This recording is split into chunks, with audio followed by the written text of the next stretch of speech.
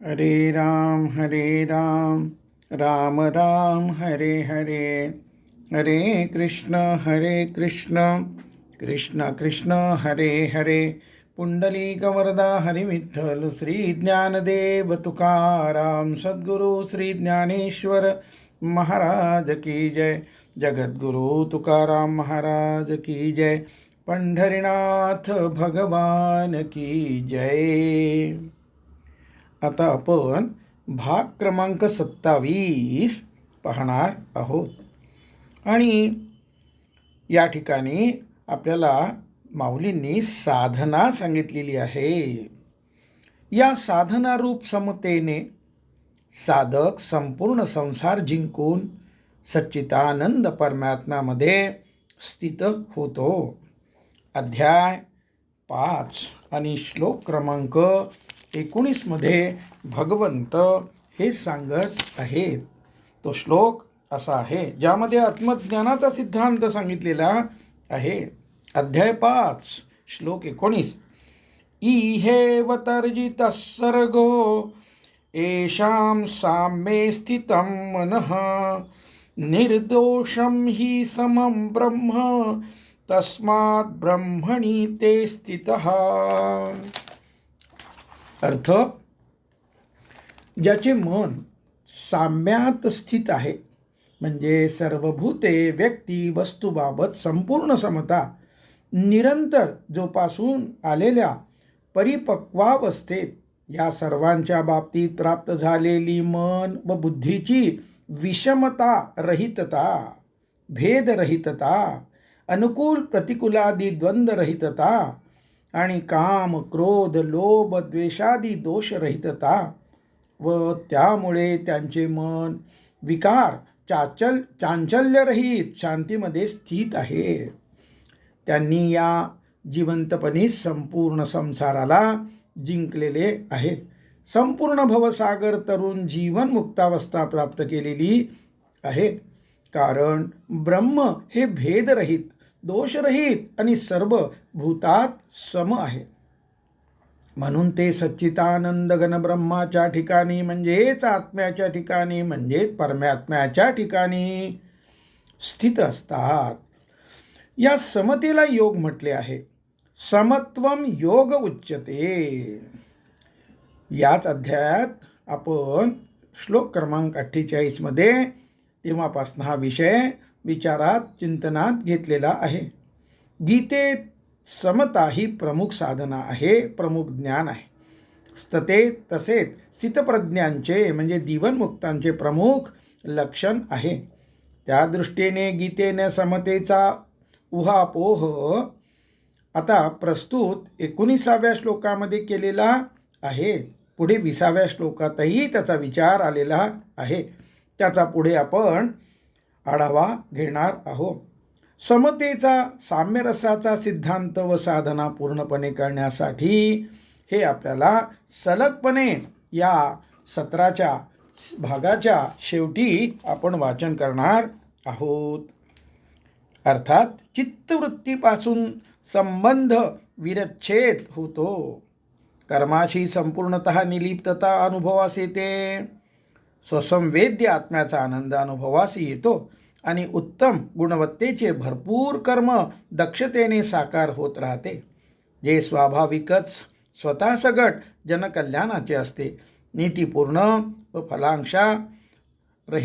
फलाकांक्षा रहित असते, मोक्ष मिळवून देणारे असते. अशा प्रकारे या ठिकाणी 200 अगोदरची ओवी या ठिकाणी पूर्ण झालेली आहे. आता पुढच्या ओवीमध्ये साधना सांगतात.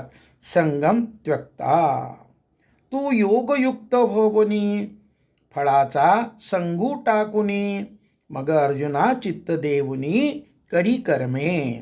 अर्जुना, तू समता रूप योगाने युक्त होऊन फळाशी कर्तृत्व अहंकारामुळे निर्माण झालेला संग म्हणजे संबंध टाकून दे. अर्थात कर्मसंबंधाने आशा इच्छा अपेक्षेशी असलेला तुझा संबंध म्हणजे संग टाकून दे.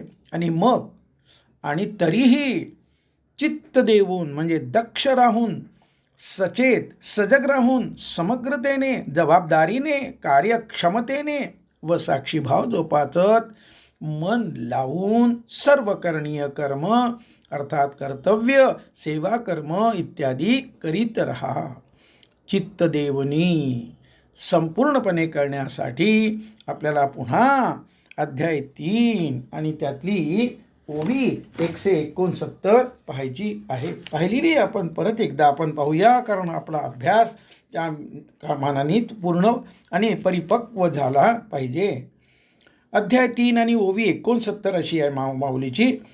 देखे फळाची या आशा आचरे कामुकू जैसा कर्मी भरू होवावा तैसा निराशाही. भगवंत अर्जुनाला म्हणतात, अर्थात माऊलीचे शब्द आहेत हे पहा. एकदा उचित करणीय कर्म निर्धारित केल्यानंतर फलाची इच्छा करणारा व्यवहारी पुरुष फलाशेमुळे सत्ता संपत्ती कीर्ती ऐहिक उन्नती प्राप्त्यर्थ जसा स्वतःचा फायदा जास्तीत जास्त म्हणजे ऑप्टिमाइज करण्याच्या हेतूने 100% समग्रतेने रस घेऊन दक्षतेने कार्यक्षमतेने सर्व सामग्रीची जोड लावून कर्मामध्ये स्वतःचे सर्व व्यावहारिक ज्ञान व कौशल्य म्हणजे मॅनेजमेंट स्किलसुद्धा लावून जसा कर्मावर भर देतो कर्मी भरू होवावा तैसा. माऊलींचे शब्द आहेत हे. अशा रीतीने कर्माचे आचरण निरीच्छ विद्वानाने करावे. आसक्त व्यवहारी व्यक्तीच्या कर्म करण्याची सर्व विशेषणे मुद्दाम दिली आहेत व त्या पद्धतीने काम करणे स्वतःच्या व कुटुंबाच्या स्वार्थासाठी जशी आवश्यक आहे तशी ती स्वतःच्या संस्थेसाठी म्हणजे ऑर्गनायझेशनसाठी समाजासाठी देशाच्या उन्नतीसाठी सुद्धा अत्यंत आवश्यक आहे. यामुळे या सर्व क्रिया विशेषणाने युक्त होऊनच कर्म करणे कर्मयोगाला अभिप्रेत आहे.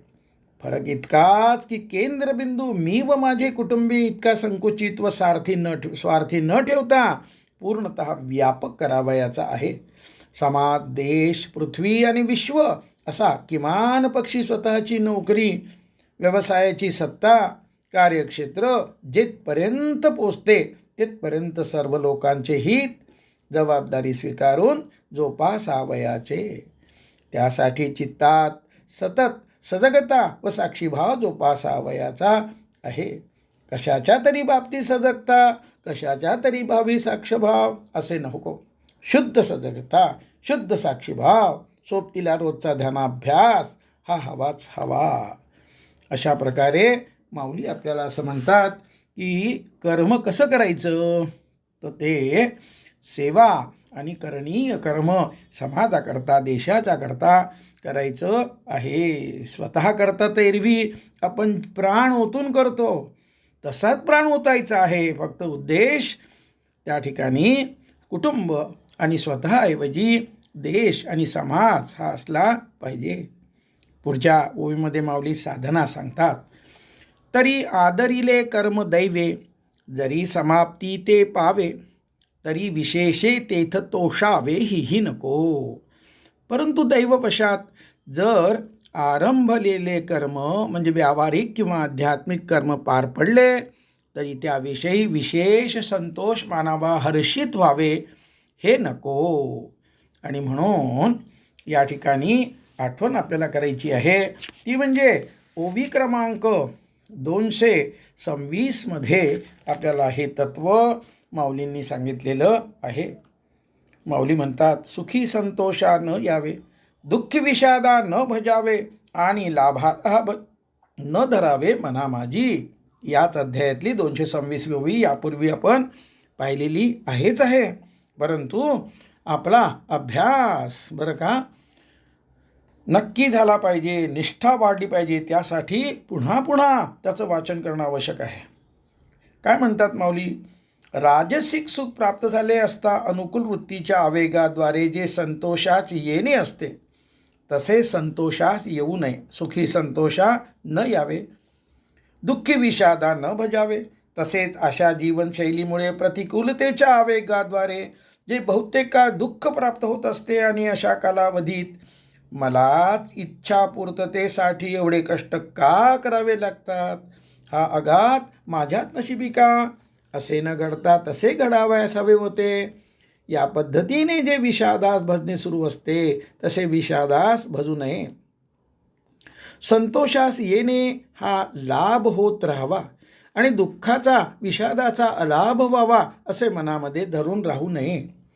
समस्येचा भाग बनून न राहता दुःखास आघातास धैर्याने सामोरे जावे आणि राजसिक सुखात न रमता सुख दुःख लाभालाभ प्रती समता जोपासत सजगतेने निष्कामतेने साक्षीभाव जोपासत स्वधर्माचरणाद्वारे शाश्वत असलेल्या आत्मसुखाकडे वाटचाल करावी. हे समत्वेचं जे काही आहे ते परिणाम अशा प्रकारे होऊ शकतो. पुढे माऊली म्हणतात की निमित्ते कोणे एके ते सिद्धी न वचता ठाके तरी तेथेचेनी अपरितोखे क्षोभावे ना. किंवा काही निमित्ताने अर्थात कारणाने ते आरंभलेले कर्म जरी सिद्धीस न जाता मध्येच अर्धवट स्थितीत थांबले तरी त्याविषयीच्या असंतोषाने चित्तात क्षोभ होऊ देऊ नये. आता समत्वम योग उच्चतेवर माऊलीची साधना सांगणारी ही ओवी आहे. आचरता सिद्धी गेले तरी काजाची कीर आले परी ठेली आहे सगुण जाहले ऐसेची मानी. 270.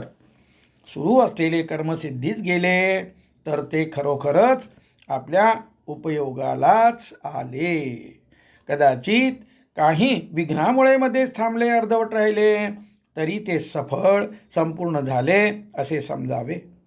फलाकांक्षा जाणीवपूर्वक सोडून न देता जे जे कर्म केले जाते त्या प्रत्येक कर्माचा फल देणे हा गुरुधर्म आहे, स्वभाव आहे. जागृतावस्थेत असताना कोणी मनुष्य क्षणभर सुद्धा कर्म न करता राहत नाही.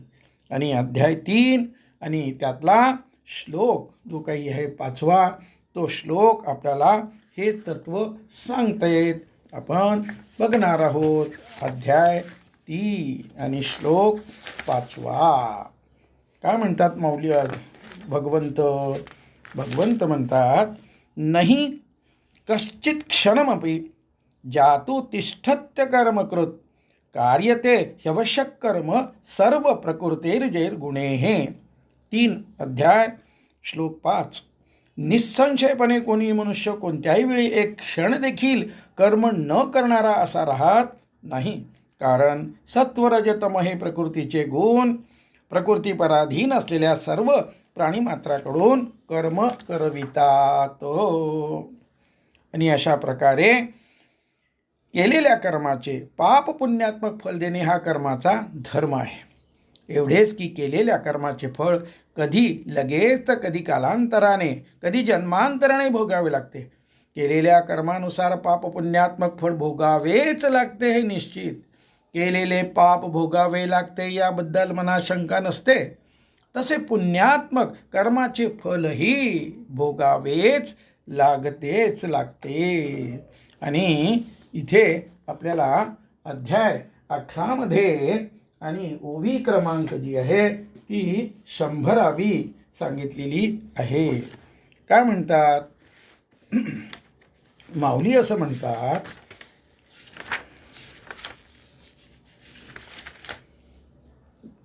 ऐसे इष्टापूर्त सकळ जया कामना एक मूळ जे केले भोगवी फळ बांधोनिया. अध्याय 18 ओवी 100. वरीलप्रमाणे सांगितलेली व सर्व इष्टापूर्त कर्माचे स्वर्गप्राप्ती कीर्ती सत्ता अशा फलेच्छा हेच मूळ प्रयोजन असते. त्या काम्यकर्माच्या आचरणामुळे मिळणारे फळ कर्मकर्त्यास बांधून बळेच भोगावयास लागत असते. आणि म्हणून तथापि जे करणीय उचित कर्म अखंड समता ठेवून फलेच्छा जाणीवपूर्वक टाकून देऊन केले जाते. फक्त असे कर्म मोक्ष प्राप्त करून देत असते. असे कर्म केले तरच मोक्ष अन्यथा नाही. आणि या ठिकाणी आपल्याला 18व्या अध्यायातला 12वा जो श्लोक आहे तो श्लोक हेच तत्व सांगणारा आहे. तो श्लोक आपण आता बघूया. काय म्हणतात भगवंत? अनिष्टम इष्टम मिश्रंच त्रिविधम कर्मणः फलम भवत्तत्यागिना प्रेत्य न तु संन्यासिना क्वचित. श्लोक 12. म्हणून अशा रीतीने केलेले कर्मच सगुण झाले असे मानावे. कर्मच मोक्ष प्राप्त करून देण्याच्या गुणाने युक्त झाले असे मानावे. सिद्धी असिद्धीबाबत समता धारण करून केलेले कर्म मोक्षाची प्राप्ती करून देते अशी धारणा ठेवावी. त्यामुळे समता ठेवून कर्म करण्याच्या बुद्धीच्या निश्चयास बळ मिळते हा भावार्थ. तरी समता जोपासण्याची साधना निरंतर करावी. माऊलीची ओवी क्रमांक 270. आणि पुढे माऊली आपल्याला समतेची साधना कशी सांगतात त्याचा आपण विचार करणार आहोत.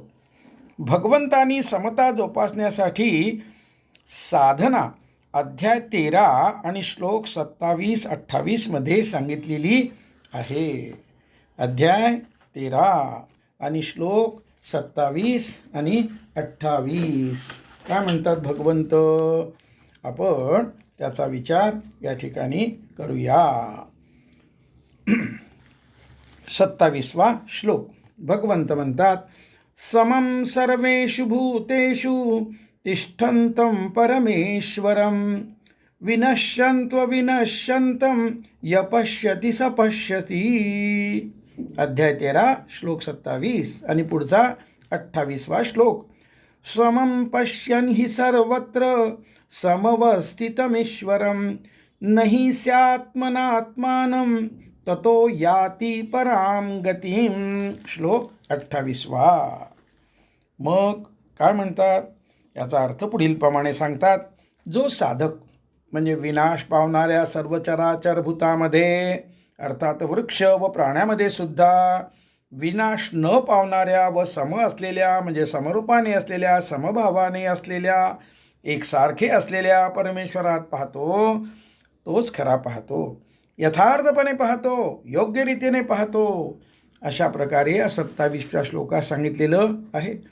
प्रकृतीच्या योगाने वृक्ष, पक्षी, प्राणी, मनुष्य हे विविध जीव विनाशी असल्याचे, वेगवेगळ्या आकाराचे, रंगाचे, उंचीचे, स्वभावाचे असल्याचे, त्यांच्यामधील सत्वरजतम या गुणांच्या कमी अधिक्याप्रमाणे वेगवेगळ्या व्यावहारिक धर्माचे असल्याचे भासत आहे. त्या सर्वामध्ये सर्वत्र अविनाशी भगवंत सारखेपणाने भरून आहे असे पाहावे. असे पाहणे ही समतेची साधना आहे. पुढील श्लोकात भगवंतांनी समतेच्या साधनेचे फल सांगितले आहे. त्यावरून समतेच्या साधनेचे महत्त्व लक्षात घ्यावे. पुढचा श्लोक आपण 28वा वाचला होता. त्याचा अर्थ असा आहे, एकच ईश्वर सर्वत्र समानत्वाने स्थित असल्याने पाहणारा म्हणजे देह तादात्म्यात राहण्याद्वारे म्हणजे देह मी आहे या बंधनात अडकून घेण्याद्वारे आपणच आपला घात करीत नाही. स्वतःसह सर्वत्र पूर्ण परिपूर्णतेने असलेल्या ब्रह्मवस्तूला पाहतो. त्यामुळे तर परमगतीला मोक्षाला प्राप्त होतो. अध्याय 13 श्लोक 28. समतेची वरील साधना माऊली पुढील प्रमाणे स्पष्ट करतात. आता त्या आपल्याला पुढच्या गोष्टी माऊली काय सांगतात ते आपण पाहूया. सर्व चराचर आणि जे काही जीव म्हटले जाते, उदाहरणार्थ वृक्ष, किडे, जलचर प्राणी, पक्षी, मनुष्य, ते सर्व क्षेत्र आणि क्षेत्रज्ञ प्रकृती आणि पुरुष या दोघांच्या संयोगापासून उत्पन्न होते. वस्त्रत्व हे जरी तंतू म्हणजे सूत किंवा धागा नव्हे तरी सुद्धा ते तंतूवरच आधारलेले आहे. तंतूच अधिष्ठान आहे. वस्त्र आणि तंतूच्या ऐक्याप्रमाणे सर्व भूतांचे परमेश्वराच्या ठिकाणी ऐक्य पहा. आणि या ठिकाणी ओवी 6 अध्याय 6 आणि ओवी 100वी पुन्हा सांगितलेली आहे. काय म्हणतात त्याच्यामध्ये? घापे पटा माझी दृष्टी दिसे तंतूची सैंध सृष्टी परी तो एक वाचोनी गोठी दुजी नाही. अध्याय 6 ओवी 100. वस्त्र सूक्ष्म दृष्टीने पाहिले तर त्या वस्त्रामध्ये सर्वत्र अनेक तंतूची विविधतेने रचलेली सृष्टी दिसते. पण त्या वस्त्रात एका म्हणजे कापसाच्या तंतू वाचून दुसरे काही नसते. आणि याही ओवीचा अर्थ आपल्याला पुन्हा विस्ताराने बघायचा आहेच आहे. एका परमेश्वराला प्रकृतीच्या योगाने वेगवेगळे नाम रूप आकार वेशभूषा, प्रकृतीच्या सत्वादी गुणपरत्वे वर्तन व्यवहार करण्याची वेगवेगळी पद्धत प्राप्त झाली आहे, अशी तू प्रतीती घे. तसे न करता शरीराद्वारे भेद प्राप्त होत असतो व भेद सत्य आहे असे जर पाहशील तर जन्मानंतर जन्म अशी कोट्यावधी शरीरे प्राप्त करीत राहून तू या जन्ममृत्यूच्या चक्रातून कधीच बाहेर पडणार नाहीस. भोपळ्याचे आकार वेगवेगळे असले तरी त्याला आपण भोपळा समजतो. लाकूड सरळ व वाकडे असले तरी त्याला आपण लाकूडच समजतो. तसे आकाराप्रमाणे भिन्नता न पाहता समभावाने असलेल्या ब्रह्मवस्तूस आकार प्राप्त झाल्याचे पहावे. ठिणग्यामध्ये उष्णता जशी समान असते त्याप्रमाणे या विविध जीवामध्ये एकच परमेश्वर समानतेने असल्याचे पहावे. गगनभरी धारा परी पाणी एकची वीरा, तैसा या भूताकारा सर्वांगी जो. जसे आकाशातील असंख्य पावसाच्या धारामध्ये एकच पाणी असते तसेच सर्व आकारांच्या प्राण्यामध्ये सर्वांगाने म्हणजे कणाकणामध्ये एकच परमेश्वर असतो. घट व मठातील आकाश जसे एकच असते, विविध अलंकार घडविले आठविले तरी सुवर्ण जसे एकच, त्याप्रमाणे कायम व सारखेपणा असते. तसे भूतांचा भास नाशवंत आहे व त्यातील आत्मा म्हणून जी ब्रह्मवस्तू आहे ती अविनाशी व एकच आहे. त्याप्रमाणे परमात्मा कर्तृत्व भोक्तृत्ववादी व्यावहारिक जीवधर्माने रहित व सर्व जीवांना व्यापून आहे असे जो अपरोक्षत्वाने जाणतो म्हणजे स्वतःचा आत्मा हा सर्व जीवाशी अभिन्न आहे असे जो जाणतो तो ज्ञात्यामध्ये डोळस आहे. अशा रीतीने केलेल्या समतेच्या साधनेमुळे जो भूतांची नामरूप वर्तनाद्वारे भिन्नता पाहूनही विषमबुद्धीचा म्हणजे भेद धारण करणाऱ्या बुद्धीचा होत नाही त्याला याच देहात विपुलतेने ब्रह्मसुख प्राप्त होते. संपर्कात येणारे विविध प्राणी व निरनिराळे मनुष्य यांच्यामधील नाम रूप वर्तन स्वभाव याद्वारे तसेच आर्थिक सामाजिक धार्मिक याद्वारे असलेले भेद पाहून ज्याची बुद्धी त्यांच्या प्रती विषम होत नाही म्हणजे चांगले वाईट अनुकूल प्रतिकूल असे विकार धारण करीत नाही त्याला ब्रह्मसुख म्हणजे आत्म्याचा निरुपचार आनंद विनासायास प्राप्त होतो. बरं, समता या साधने संबंधाने गीता आणि श्री ज्ञानेश्वरीतील सर्व स्थळांचा या ठिकाणी आपण एकत्रित विचार करणार आहोत. समतेची साधना गीतेत एकूण 12 श्लोकाद्वारे सांगण्यात आलेली आहे. प्रस्तुत श्लोक व त्या 12 श्लोकापैकी एक आहे. उर्वरितपैकी श्लोक 13, 27 व 13, 28 याचं वाचन आपण केलं चा अर्थ वरील परिच्छेदात आलेला आहे.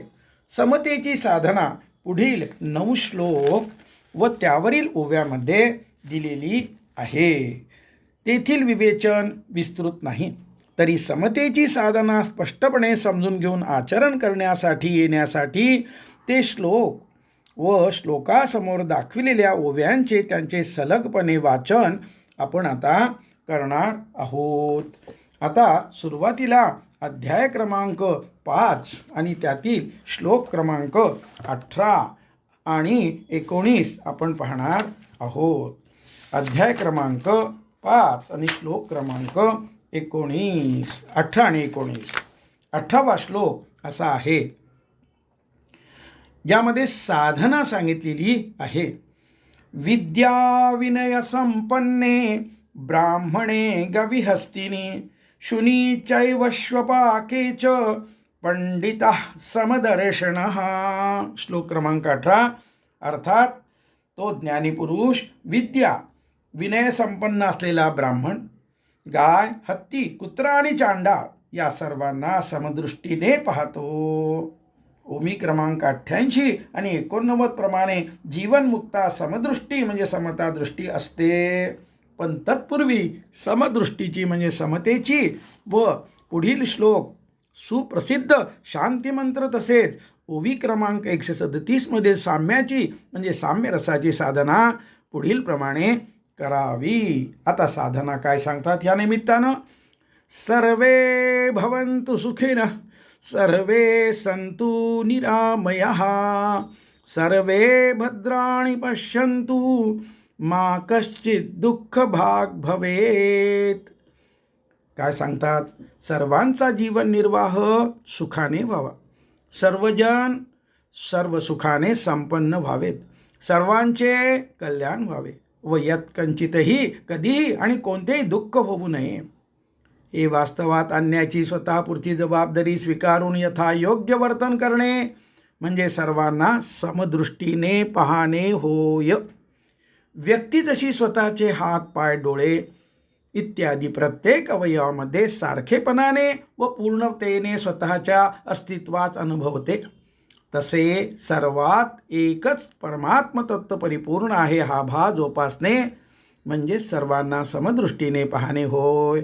अर्थात वर्ण, आश्रम, जात, धर्म, संप्रदाय याद्वारे तसेच सत्ता, संपत्ती, शिक्षणाधारे भेदभाव न करता दुसऱ्यांचे दुःख ते स्वतःचे दुःख व दुसऱ्याचे सुख त्या स्वतःचे सुख असा भाव ठेवूनच कृती करणे म्हणजे समदृष्टीने पाहणे. तुका म्हणे एका देहाचे अवयव, सुख दुःख जीव भोग पावे. अशा प्रकारे बरं का संत आपल्याला सांगत असतात. पुढचा श्लोक आहे ज्यामध्ये आत्मज्ञानाचा सिद्धांत सांगितला आहे. श्लोक क्रमांक 19. काय म्हणतात? इहेव तरजितः सर्गो येषां साम्ये स्थितं मनः, निर्दोषं हि समं ब्रह्म तस्मात् ब्रह्मणि ते स्थितः. अत्यंत सुंदर असं या ठिकाणी वर्णन केलेलं आहे. काय म्हणतात?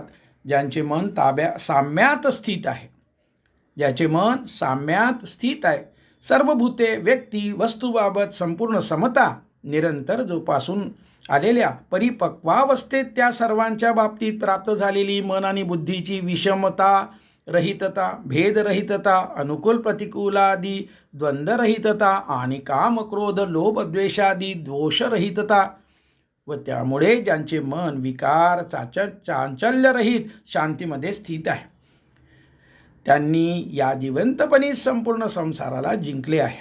संपूर्ण भवसागर तरुण जीवन मुक्तावस्था प्राप्त केलेली आहे.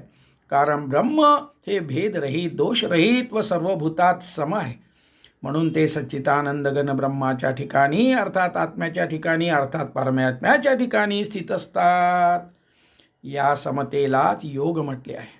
समत्वम योग उच्चते. आपण श्लोक 2 अध्याय 2:48 मध्ये पाहिलेला आहे. गीतेत समता ही प्रमुख साधन आहे, प्रमुख ज्ञान आहे.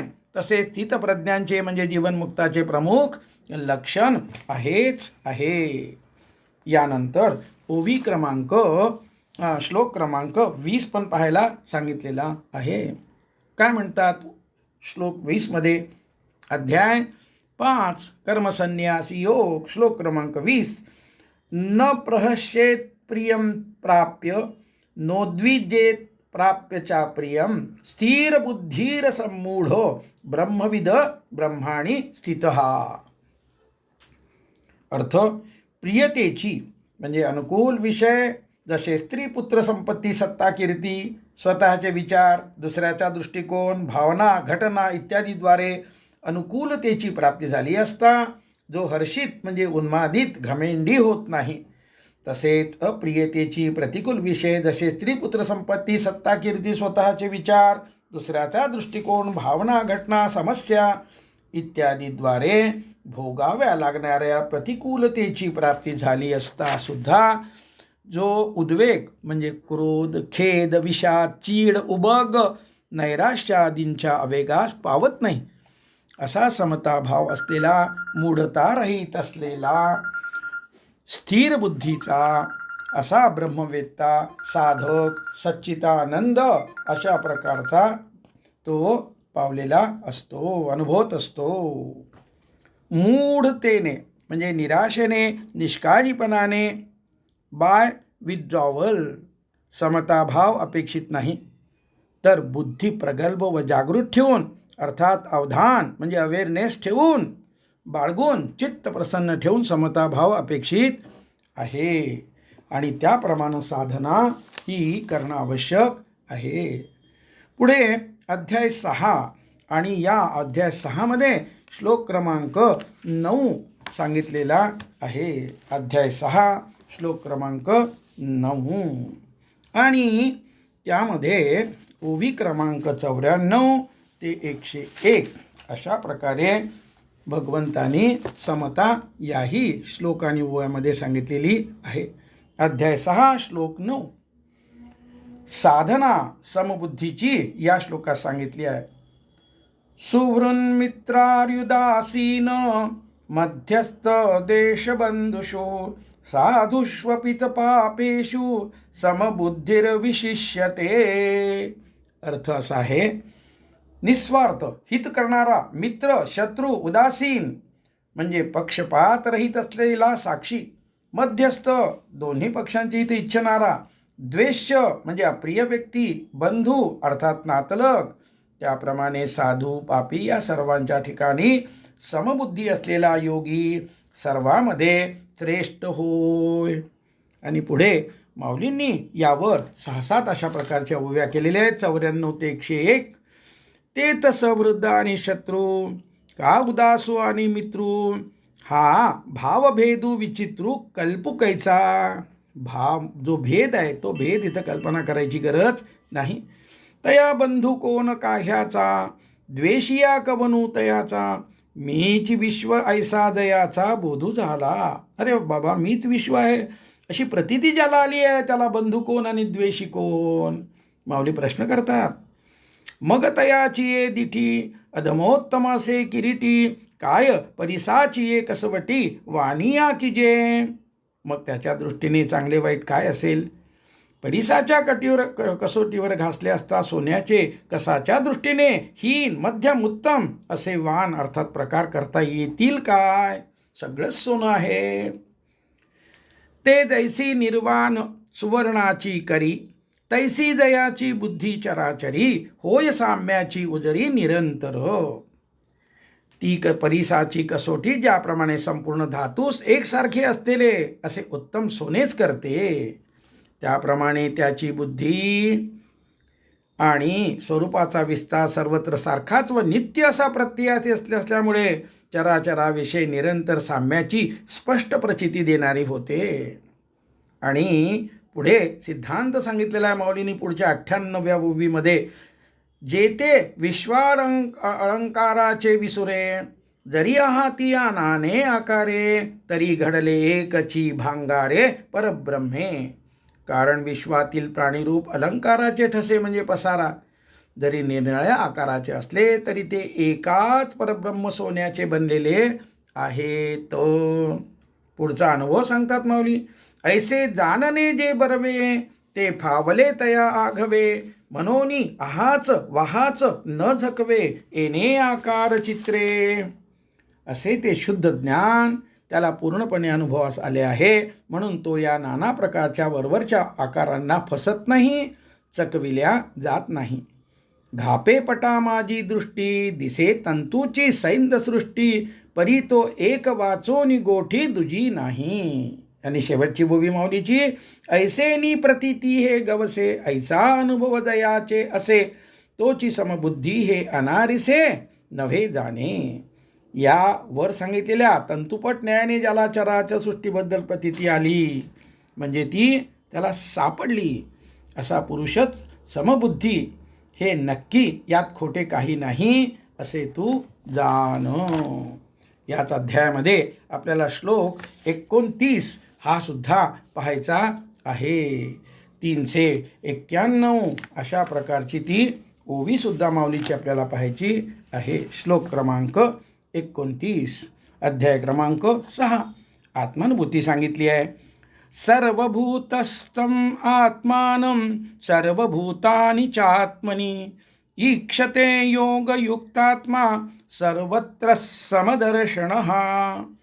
योगयुक्त चित्त असणारा म्हणजे अहम ब्रह्मास्मी या अनुभवात स्थित असणारा, तसेच सर्व ठिकाणी समभावाने पाहणारा योगी आपल्या आत्म्याला सर्व भूतामध्ये प्राणीमात्रामध्ये स्थित पाहतो व सर्व भूतांना आपल्या आत्म्यामध्ये स्थित पाहतो. हेच तत्व माऊलींनी आपल्या 391 ते 393 अशा 3 ओव्यामध्ये सांगितलेलं आहे. त्या ओव्या मी वाचतो.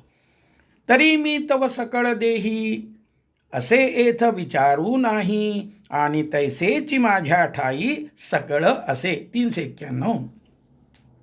हे ऐसेची संचले परस्पर मिसळले, बुद्धी घेपे तुले होवावे गा. एरवी तरी अर्जुना तो एक वटलिया भावना, सर्वाभूती अभिन्ना माते भजे. आणि यानंतर श्लोक क्रमांक 32 मध्ये भगवंत पुन्हा ते तत्व सांगतात. समतेची साधना याही श्लोकात सांगितलेली आहे. आत्मोपपेन्न सर्वत्र समं पश्यति योऽर्जुन, सुखम वा यदि वा दुःखम स योगी परमो मतः.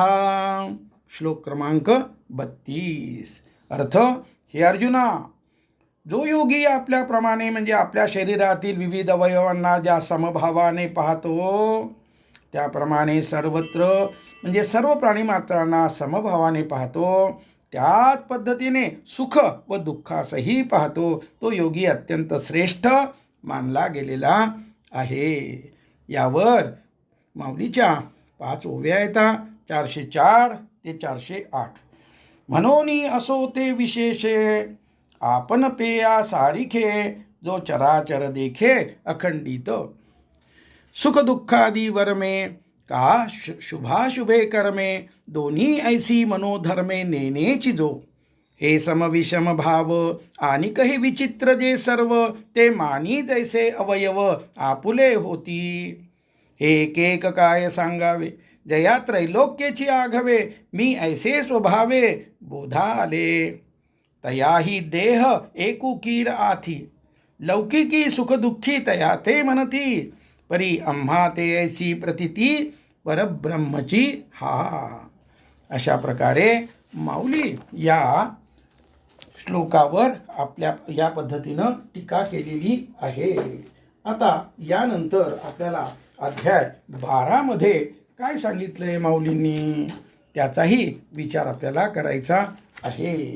अध्याय क्रमांक 12 आणि त्यातला श्लोक आपल्याला बघायचा आहे, तो म्हणजे 4 नंबरचा श्लोक. काय म्हणतात माऊली, संनियमेंद्रिय ग्रामम सर्वत्र समबुद्धयः, ते प्राप्नुवन्ति मामेव सर्वभूतहिते रतः. इंद्रिय समुदायाचे नियमन करून सर्वत्र समबुद्धी ठेवणारे आणि सर्व प्राण्यांच्या हितामध्ये प्रीतियुक्त निमग्न असणारे निर्गुण ब्रह्माची उपासना करणारे भक्त देखील मलाच प्राप्त करून घेतात, मलाच येऊन मिळतात. अशा प्रकारे या 4थ्या श्लोकामध्ये पुन्हा समत्वाचे शिकवण आपल्याला दिलेली आहे. यावर माऊलींच्या 43 ते 57 अशा ओव्या आहेत, त्यातही ती समता सांगितलेली आहे. यानंतर 13वा श्लोक जो अत्यंत प्रसिद्ध आहे. अद्वैष्टा सर्वभूतानां मैत्र करुणयेव च, निर्ममो निरहंकार समदुःख सुख क्षमी. 13वा श्लोक भगवंतानी असं सांगितलेलं आहे. पुढे 18वा श्लोक सांगितलाय. समशत्रौ च मित्रे च तथा मानापमानयोः, शीतोष्ण सुख दुःखेषु समसंग विवर्जितः. आणि त्यावर 19वा श्लोक. तुल्यनिंदा स्तुतिर्मौनी संतुष्टो येन केनचित्, अनिकेतस्थिरमतिर् भक्तिमान्यः प्रियो नरः. अशा प्रकारे समतेची साधना करण्याची या ठिकाणी आपल्याला माऊलींनी हतोटी सांगितलेली आहे. आणि अशा प्रकारे या माऊलींच्या ओव्याचं चिंतन करत आपल्याला आता ध्यान करायचं आहे. या सत्राला या ठिकाणी आपण पूर्ण विराम देऊ आणि त्यानंतर ध्यानाकरता माऊलीच्या परवलीच्या शब्दाचा उच्चार करूया. पुंडलिक वरदा हरी विठ्ठल श्री ज्ञानदेव तुकाराम सद्गुरू श्री ज्ञानेश्वर महाराज की जय. गोपाल कृष्ण भगवान की जय. विठ्ठल विठ्ठल विठ्ठल विठ्ठल विठ्ठल विठ्ठल विठ्ठल विठ्ठल. पुंडलिक वरदा हरी विठ्ठल. श्री ज्ञानदेव तुकाराम सद्गुरु श्री ज्ञानेश्वर महाराज की जय. जगद्गुरु तुकाराम महाराज की जय. पंढरीनाथ भगवान की जय. यानंतर 20 मिनिटाचं ध्यान आणि त्याकरता परवलीचा शब्द. माझी माऊली.